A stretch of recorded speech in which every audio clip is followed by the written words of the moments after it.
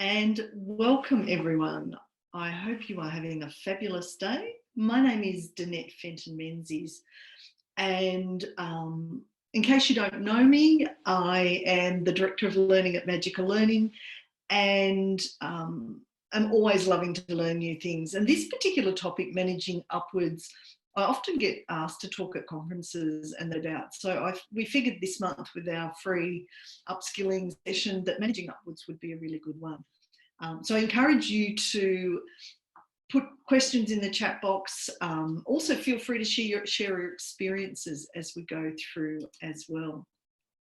What we're going to cover on this 45-minute webinar is looking at what managing upwards actually is and why we would do it, and also what it isn't. So sometimes there is confusion around managing upwards, and it tends to get a bad name because of that. So we're going to talk about that too. The other thing is, when would it be useful to actually use managing upwards? So there are times when it's useful and times where it probably isn't appropriate. Looking at the pros and the cons of managing upwards, and then 3 strategies that can help you manage upwards and strengthen your skills around this area.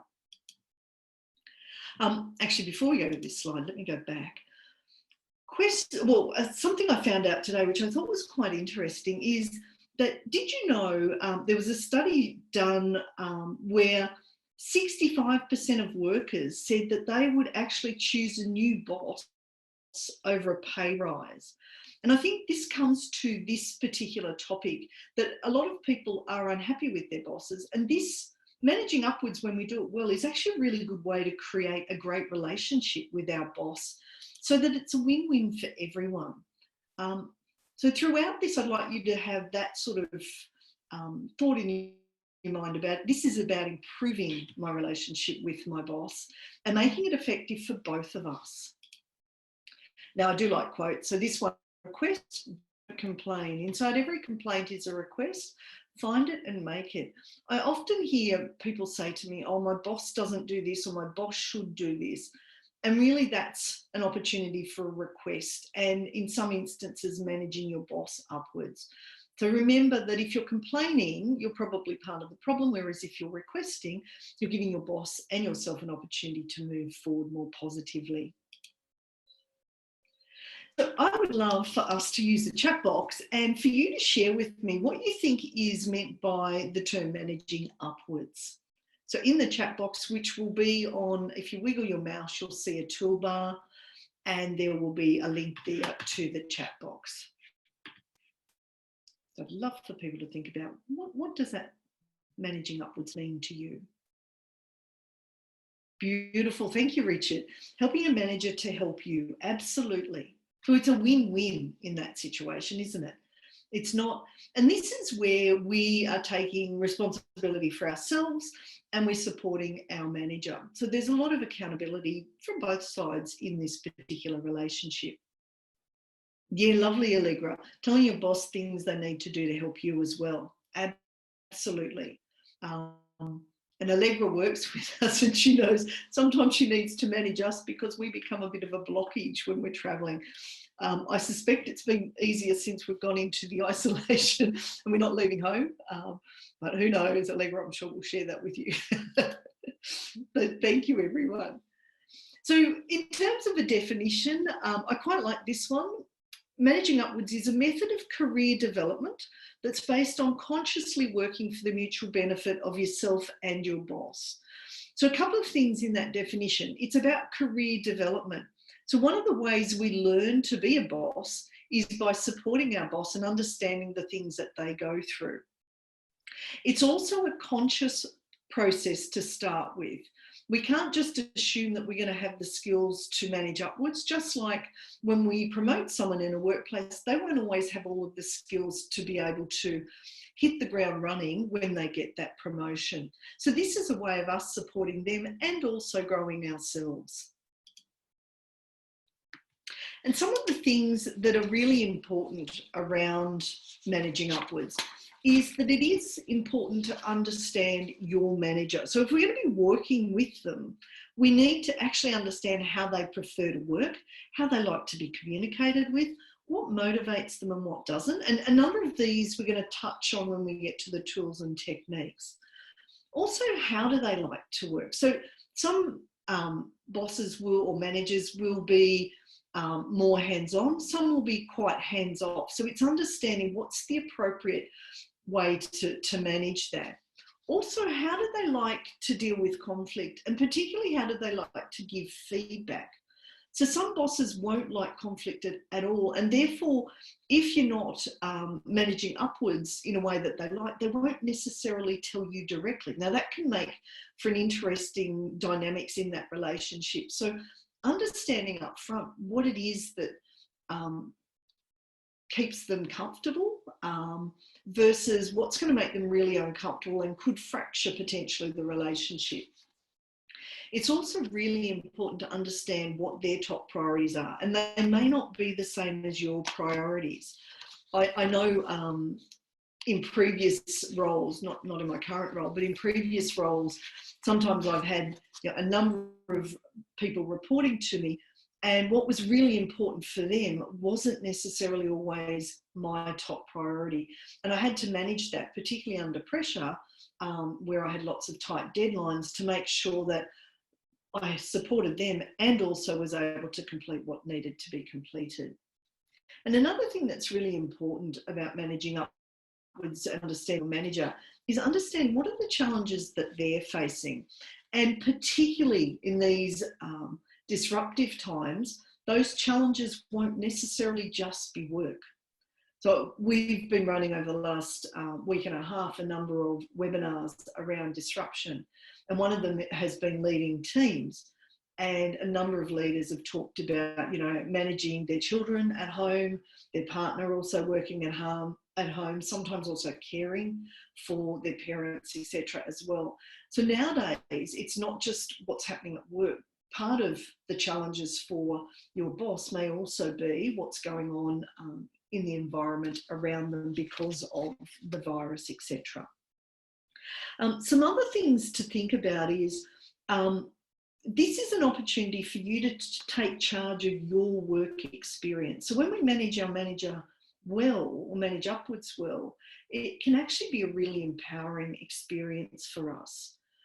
If you find yourself resisting managing upwards and going, instead saying things like, and I'm sure it's no one on this webinar, but people maybe you work with, where they're going, my boss is, and put in the blank, my boss should be, put in the blank, versus actually having that conversation with your boss. And where we resist having those conversations, understand that that is either our ego showing up, and our ego is always about we're a little bit scared, and therefore we need to sit down, understand what we're scared about, and then have that conversation with our boss.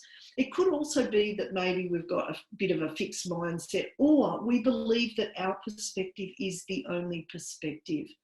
I remember a number of months ago, I was having a conversation with a person and they couldn't understand their team. So they started with a brand new team, and first week they'd said to their team, okay, I want you to bring your previous professional development plan to me and tell me all of the training that you'd like, and I want to understand your strengths and your weaknesses. And 2 weeks later, no one had sent her anything. And she was like, that would really motivate me. I can't understand. My team must be really lazy. Now, I know this is not about managing upwards, but it's about understanding perspectives. And I said to her, for a lot of people, when they've got a new boss, they're trying to work out their new boss. So when you ask them to raise their strengths, okay, maybe that's all right, but their weaknesses, and they don't really know you and you haven't built that trust, that's potentially a threat to them, which is why they probably haven't replied. And she looked at me and went, oh. And she truly thought that her perspective was the only perspective. Now, we know, because a lot of people are under pressure at the moment, when we become stressed, we tend to see only our perspective. We become more judgmental, less empathetic. So acknowledging that these times are a bit challenging, they're also an opportunity for us to learn what we're a little bit nervous or scared about, and recognise that that's just our little brain trying to protect us. And if we want to step up and grow and learn, then we have to be willing to understand ourselves, what makes us nervous, and then work a way forward to be able to manage and explain this to our boss too if we need their support. So it is really important, I think, at the moment for everyone to be compassionate with one another. And when you're managing your boss, understanding that they may not always be as happy as they were in the workplace because they're struggling with other things at the moment as well. So being compassionate to yourself and others. Now, one of the things to recognise is that managing upwards isn't about manipulating your boss to get ahead. It also isn't about delegating work you don't want to do. It really is about supporting them so they can do their job really well. And also that helps you because you now start to understand what the next level in terms of work looks like and requires in terms of effort. I really like this particular quote. So one of the things, if you are someone that is being managed upwards, is to remember that your people are really smart. And part of our role, if we have got people below us, is really helping them to present their best self and support them to do that. So there's a number of reasons why it would be appropriate to manage upwards. And these are some of the things you need to think about for yourself. So with the work that your boss does or your manager does, do you understand that maybe there's multiple ways of looking at that particular thing?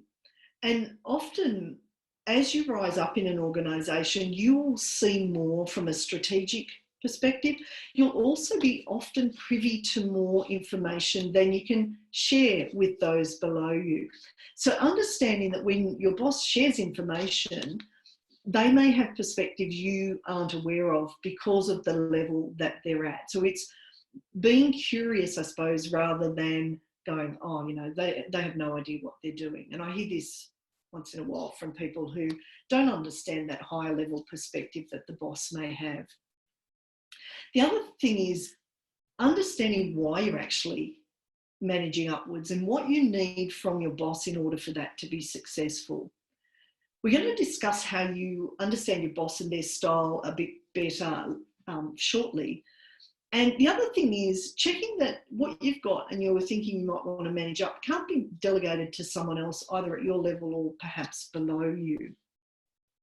Some of the things to think about for yourself is that when you do managing upwards really well, it actually makes your work life really enjoyable. You're growing. And if you keep that longer term perspective of I'm doing this in order to be able to support my boss and also get the skills longer term to be able to do this type of role, then that helps you from being less frustrated if something doesn't work first up. At the end of the day, we all have strengths and we all have weaknesses. A really good person who's managing upwards uses their strengths and helps compensate for the boss's weaknesses. We all have weaknesses. And what's fabulous is where you have someone below you that's actually supporting those weaknesses. So you can use your strengths to value add and they can continue to grow and value add through their strengths as well. In one of my previous roles, I was a CFO and my deputy CFO was amazing. She managed me upwards perfectly. And it's because we took time to know each other and how we like to work together. And the wonderful thing was she was amazing on detail and I was much better on strategic. So we worked out a really good way of working together where she got to grow her skills and she got to shine in the areas she was great at. And she also supported me where I needed that help. She was a fabulous employee. My current team are amazing. They already know my weaknesses and they're really good at managing upwards to support me and my husband, Graham, who's the CEO of the company, to really shine. And I love it because they're also shining. So it's an opportunity for a win-win and growth for everyone. Some of the pros of managing upwards include all of these. I think at the end of the day, it's recognizing this is a bit like a mentoring relationship. You're learning, if you're managing upwards, you're learning new information, new ways of doing things, and you're also getting that understanding of that next level up. The other thing that I think is really important is when you learn these skills, you become a better influencer. And pretty much every session I do with people, they talk about one of the skills they want to learn to be more effective at is influencing. So this is a really great opportunity to learn to influence, not manipulate. So manipulate is that you've got not a great intention behind it. Influencing is seeing this as a win-win relationship so that you help your boss do better and you also grow at the same time. Sometimes, but managing upwards can be labelled. So you could be labelled as a pushy person, and sometimes because of our Australian culture, and I don't necessarily support this thought, but people will think, oh, that person's brown nosing, you know, the language brown nosing that we have in Australia. And that's not true. What this is, if it's done genuinely, is a win-win, supporting your boss to be able to achieve what they need to achieve and for you to be able to grow and learn about that next level. So we're going to go through some simple strategies now to help you be able to manage upwards better. And for each of these strategies, I'm going to give you some takeaways that are just nice, simple things that you can apply back in the workplace. So we're going to look in a minute at the SCARF model. But the first thing is, if I'm going to work well with anyone, whether it's managing upwards or, you know, across or even downwards, it's understanding the other person and what works for them and also what doesn't work for them. For example, we can do things, and if we're not aware, we can trigger a threat response in another person. So understanding their particular preferences can help me to language a message in a way that doesn't trigger a threat response. Instead, it triggers a reward response. We're going to look at that model, which is called the SCARF model, on the next slide. The other thing is that in order to know them, we need to understand what are their needs and their wants. And that won't necessarily happen the first time you meet with them. One of the first things we need to do in order to get to know people is to build trust and rapport. So it's going in, perhaps you're having a meeting, and that meeting could be like we're doing at the moment, virtually. It could be on the phone. As much as possible, it's being really curious, asking questions to get to understand what are the things that are important for them. How do they like to work, for example? And we'll come back to some questions shortly. Also remembering that there will sometimes be some stuff that they can't share with you at a particular time. For example, I've been in positions when I've been in financial control positions and CFO positions where I've known that people were going to be laid off for particular reasons. Now, I wasn't able to share that with my team because obviously that's a privacy issue. So there will be times where you'll go, oh, I don't quite understand why my boss is doing that. And it could be for a number of reasons. Again, just accept that they're sharing as much as they can. And the more you have a good trusting relationship, the more they'll let you know, look, hey, there's something coming up. Can't share much about it, but I just want you to know, you know, this has nothing to do with you. It's just something that's going on from a business perspective. So let's look at the SCARF model, because this can really help you understand your boss a bit better. This also works with your colleagues and also anyone that you're supervising as well. This SCARF model, which was created by the Neuro Leadership Institute, and the founder of that is a gentleman called Dr. David Rock. And Dr. David Rock is an Australian. He now lives in New York. And I'll just put his name in there so you've got his name. He created this lovely model about social threats and also social rewards. So in a workplace, there are times where we may inadvertently trigger a threat in our boss because we don't understand their order of preference around the SCARF model.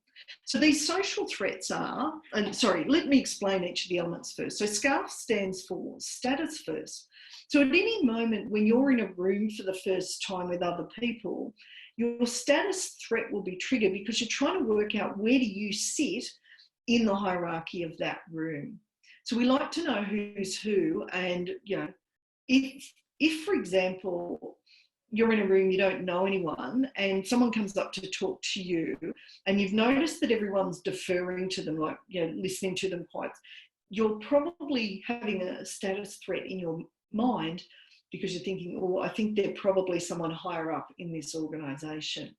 Now, for some people, status is really important. And you can tell it's triggered. A client of mine told me this. They had someone who, the council had changed the car parking spaces. And anyway, this person was used to parking outside my clients. They were the boss of the next door's business. And anyway, they parked over the driveway. So someone went and put a note saying, please be aware, you're probably going to get booked because you're now outside the lines. And this person's status got threatened because they came in and they went bang on the front desk and said, don't you know who I am? Who put this note? And they were saying people should recognise who they are. So if you've got a boss that has a high need for status, recognising that and, talking about, if we work together on this, this is going to, others in the hierarchy or others in the executive, this will be really helpful for them. And that would be a way of encouraging them to want to work with you. Now, that's different from someone who perhaps has a higher need for certainty. So someone who has a higher need for certainty, if you're trying to manage them upwards, particularly initially, they're probably going to want more information rather than less until they work out, what they can trust you on versus what they've still got to, it's not micromanaging, but have a bit more of an overview of. So some people are really quite high in certainty. Others, however, you might have a boss who's really high in autonomy. And a boss who's high in autonomy probably doesn't need you to share everything on a regular basis. They'll probably just want the high level information, and they'll want to know if there's anything that's maybe a yellow or an amber light or moving towards red, meaning it's something they do need to pay attention to. I had a client who was high in autonomy. His siblings were both high in certainty, and they were all CEOs. And they had an ongoing thing about the word rule. And the autonomy person didn't like rule, they liked guidelines. So, for example, if you've got a manager who's high in autonomy, they won't necessarily want to see you as often, and they won't like it if you talk about, oh, that rule's about to be broken, you're about to break that rule. So keep in mind that they'll be more hands-off as a manager as you manage upwards. Now, in terms of relatedness, if you've got a boss who is high in relatedness, they will like you to start off meetings with the pleasantries. So how are you going, checking in, how's their weekend, etc. If you've got one that's not so high in relatedness, they will often just get down to business. Don't take it personally if you're high in relatedness. It's just their way of, what they prefer. If you've got a boss who's high in fairness, they'll want to understand what you're doing and how it's fair for everyone. And someone who is high in fairness, when something is unfair, even if it's not to them but to others, they'll say to you, that's not fair, and they're telling you that. Now, in the chat box, the Neuro Leadership Institute has a free online test that you can do. It takes a couple of minutes, that allows you to work out your order of priority. Now, if you can share that with your manager, you can also work out their order of priority. And by understanding that, when you are communicating with them, you can use the language that triggers the reward response versus the threat response. Now, questions on that, because I know I've sort of done that in a very short session. I'd absolutely encourage all of you to do the online test to understand your order of preference in these. Is there any questions about this SCARF model, just in terms of understanding a bit more about what's important for the person you're managing upwards to?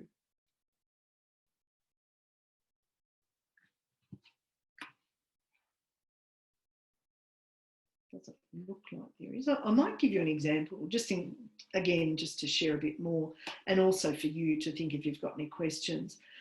I had, in a workshop I was running a couple of months ago, a manager whose order of priority was S straight down to F, so SCARF.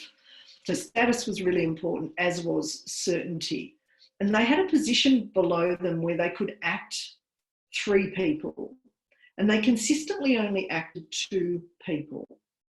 And that was because those 2 people, they were really certain they could do the tasks.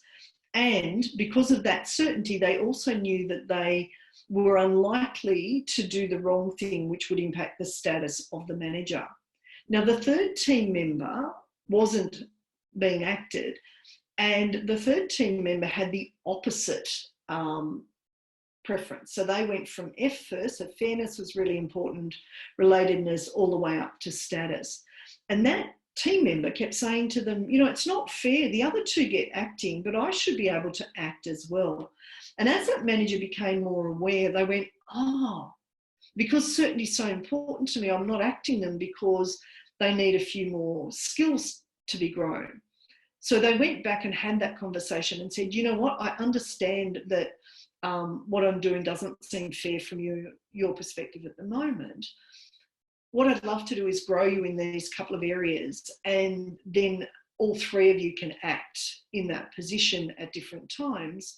I just need that certainty in order to be able to put you there confidently so that, you know, it works for you and it also works for me. So this is a lovely model, 1, to understand yourself more, and 2, to support you to be able to language and also understand your boss better. So I highly encourage you, and it is the Neuro Leadership Institute. I'll just put that in there. If you Google SCARF assessment on their website, you'll be able to access that assessment for free. And again, great for you to understand yourself, but also for your boss as well. Now, the second thing that I think really helps us, and this is something that everyone says, we can't, you know, communication is just one of those things that when it works well, we get each other, we can manage each other better. When we don't do it well, causes all sorts of friction and can obviously impact this relationship when we're trying to manage up. So one of the things that is important is that you start to learn to use their language. By using their language, they feel more familiar with you, and it improves your trust and rapport. And one of the ways we can do this is to understand simple things like, what is my boss's communication preference? We all have slightly different preferences. However, understanding your bosses and using their preference can be really helpful. For example, some bosses will be quite visual. Now, you'll know this because if you send information to them, they will use tools such as video conferencing, like we're doing at the moment. They might use emails and or text. So visuals tend to use visual preferences. If someone's more auditory, and you'll notice I'm touching my ears here, they will generally, if you say sent them an email because that was your preference, they might come around to your desk in the old days and have a face-to-face conversation. Nowadays, they're far more likely to just pick up the phone because most people are working from home. And what they're telling you is that they process and they prefer to hear things. Now, if you're a visual and not necessarily auditory, but your boss is more auditory, you might send them the information and then say to them, look, I'll give you a call in 5 minutes or 10 minutes to discuss this particular thing. And that will go, your boss will go, because you get what's important for them. Some people are kinesthetic, or what we call really tactile. When you're back in the office, they would be people who say click their pens, doodle, etc.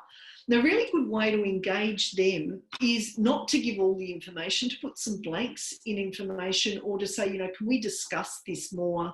I want to go through this with you, because it gives them an element of movement and engagement. So making sure for kinesthetics that there's something that is either to be discussed or to be done together in order to connect better. If your boss is highly logical, please make sure that the information you provide is in a logical sequence. Things like dot points, flow charts, etc., graphs are quite useful for logical people. Now, some of the ways we can tell people's preferences is obviously what they display normally. So if you email them and they come and talk to you previously, then they would be more auditory. If, however, you rang them and they keep replying by email, they're telling you they're more visual, for argument's sake. If they're often getting up and maybe saying, you come for a walk with me, they're telling you they're a bit more tactile. And obviously this was all before we all were isolated at home. But thinking back to those experiences, which did your boss tend to prefer more? Now, they might be okay with all three in that order, but it seems like for us, most people are slightly different in their preference. By using their preference, it just creates that trust and rapport and makes communication much easier. The other thing that comes with this is if you're not sure, you can ask a remembering question. So if someone is more visual in preference and you ask them, what did you do yesterday? They will look up first. And they will also use visual terms such as, oh, yesterday I went and had a look at this and I saw this. And notice the visual words as well. Now, someone who's more auditory and I ask the same question, what did you do yesterday? They'll look sideways and they'll talk about who they talk to and they'll talk about sounds, etc. So theirs is much more auditory in language. Someone who's more tactile will look down with the same question and they'll tell you about the experiences that they had yesterday. If someone's really detailed logical, they'll look straight ahead at you and they will go through step by step from the moment they woke up yesterday, exactly what they did. And again, that's just understanding their preferences and then using their communication preferences to support that. Now, is there any questions around those communication preferences?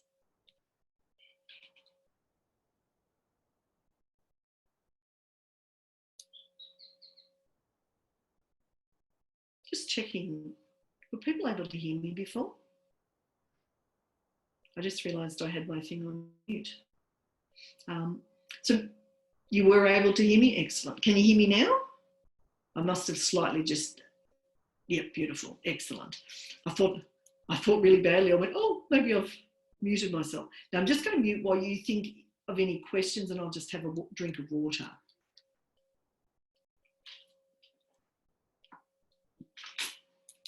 Thank you everyone for reassuring me too. I just went, oh. Any questions on communication preferences? One of the things I will say is if you're managing someone upwards and you understand them pretty easily, it's very likely your communication preferences are similar to theirs. If you are struggling to understand your boss, this may be one of the elements that is causing that friction. So your preference is different to theirs. So again, this is a really good way of improving how you communicate, learning different ways to communicate, because over your lifetime, you're going to communicate with people with all different types of preferences. So it's not just for managing upwards. Okay, looks like there's no questions. So let's go to the next one. The next one is, if I really want to understand a person, one of the easiest, simplest ways to do that is through asking questions. Questions allow the other person to explain, and questions show that we are curious and interested. So again, it creates that trust and rapport. So some questions that we could be asking those that we're managing upwards to.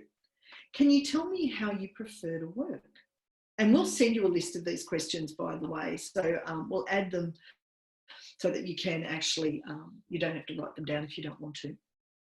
Another thing that's really important to understand for your boss is what keeps them up at night. So that question can be really helpful for eliciting the things that they're a bit more nervous about and the areas where you could really step up and support them.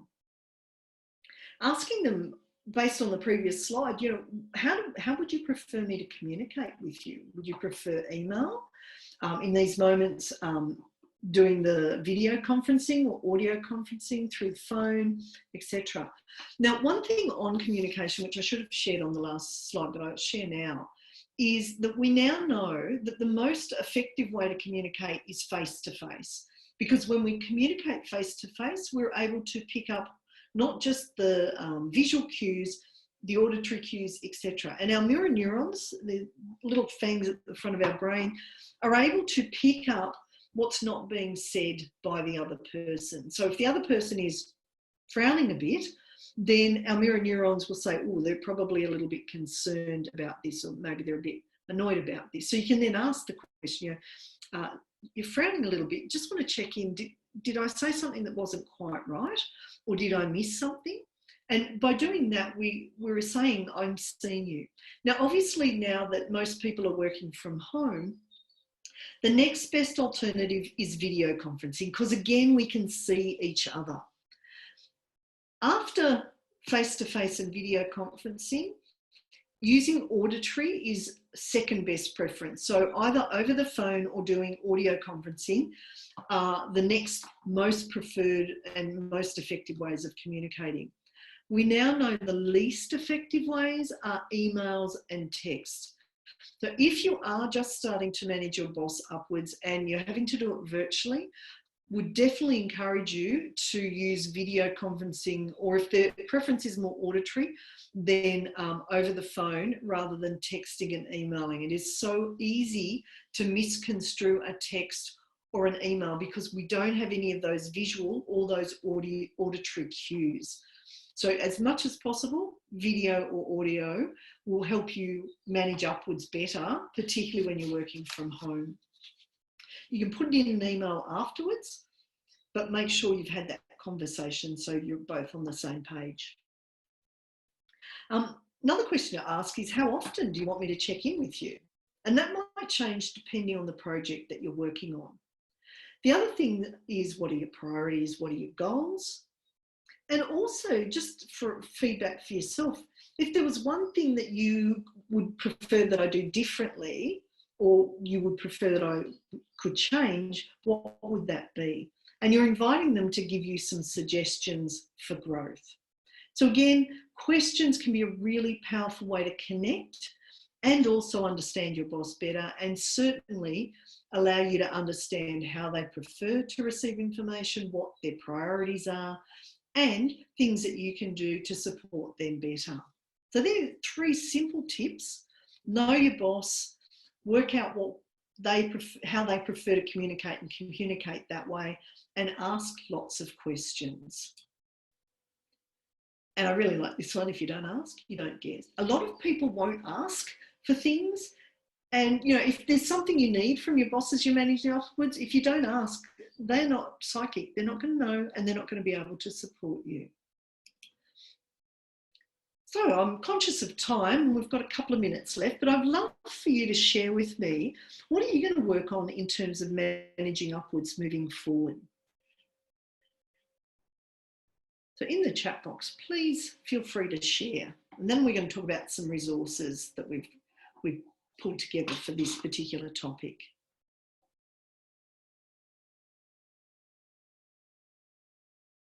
For me, I always like to go back to the SCARF model. So I think one of the things I'm going to do with my team next week is actually get everyone to do that SCARF assessment, and then we can do that together. Excellent. Same for you, Richard. Yeah, it's just really good insight into what's important for them and how we order that message so that they trust us. And again, not to manipulate, just to make sure that we are serving them the best possible way we can. So my team, I've got a couple of them on this call. We will do the SCARF one as well. Kathleen, excellent. Yeah, it is really interesting. There's a fabulous book which is Your Brain at Work, that he wrote as well. And it's great. So I'll just put that book in, Your Brain at Work. It goes through this model in a lot of detail. It's by David Rock. Highly recommend that book. It's fabulous. And Annette talks about utilise the SCARF model, listen to understand my new manager's perspective. Beautiful. Oh, I love that. Do a party dance there. Well done, everyone. Love it. Love the interaction too. For me, it's fabulous. So here's a number of resources that can support you. So we always try to put in some visual, but also some auditory ones as much as possible too. So there's a number of articles there, and there's a video in there as well. Mary Abajay has written a number of articles around managing upwards, and she also has a book around it as well. Highly recommend that book too. Now, just before we finish up, and I know some of you have been on some of these, we are currently running a disruption webinar series. So this webinar that we're doing today is part of our upskilling monthly free webinar. So we do one a month. We're also, because of the disruption that's happening, running a number of webinars, and there's a link there. We're going to be rerunning some of these, so if you've missed them, they will be coming up over the next couple of weeks. In terms of this webinar series next month, and I think this is going to be quite timely, we're going to be looking at work-life balance on the 13th of May, particularly with disruption. If you've got other people at home, how you manage that, and everyone staying sane during that time. And there is a link there to all of the different webinars we've got in that series over the next 12 months. So any final questions before we finish up for the day on this webinar? At least I'm running 3 webinars today on different topics. So if you've got any last questions, I'd love for you to put those in the chat box. I would also highly encourage you to connect with us online. Our team have put together a lot of resources to help people through disruption, and also to help people on our particular monthly themes. So if you feel that would be helpful, please feel free to follow us on any of those social media channels as well. Now, if there's no further questions, I would love to wish you a magical afternoon and rest of the day, a happy Easter, and please stay safe and well. And thank you all so much for attending today. And I look forward to connecting with you again really soon. All right, take care, and virtual hugs, because I'm a hugger, to all of you. Have a great afternoon.